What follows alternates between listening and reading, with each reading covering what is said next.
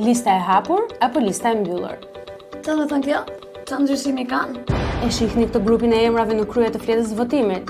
Këta janë deputetët e listës së mbyllur që i ka zgjedhur kryetari i partisë apo i koalicionit. Do apo nuk do ti, këta do të hynë të parët në parlament. Ndërsa këta emrat poshtë janë deputetët e listave të hapura nga të cilët mund të zgjedhësh kë preferon ti që të përfaqësojë në parlament. Okej. Po qa do ndodhi që deputeti që zgjedhon nga lista hapur të përfundoj në parlament? Marrim rastin e Tiranës që ka gjithsej 37 deputet. Partitë kanë vendosur 12 kandidat në listën e mbyllur. Nëse një parti merr vota sa për 12 deputet, mandatin do e marrin kandidatët në listën e mbyllur.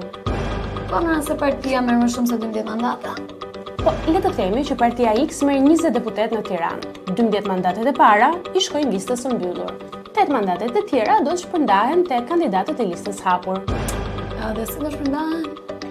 Ato do të renditen nga kandidati që ka mbledhur më shumë vota personale tek ai që ka mbledhur më pak. 8 të parët do të marrin mandatin e deputetit. E kuptova. Qofse dhe ju keni pyetje në procesin e votimit, na shkruani në koment dhe Jona do i përgjigjet.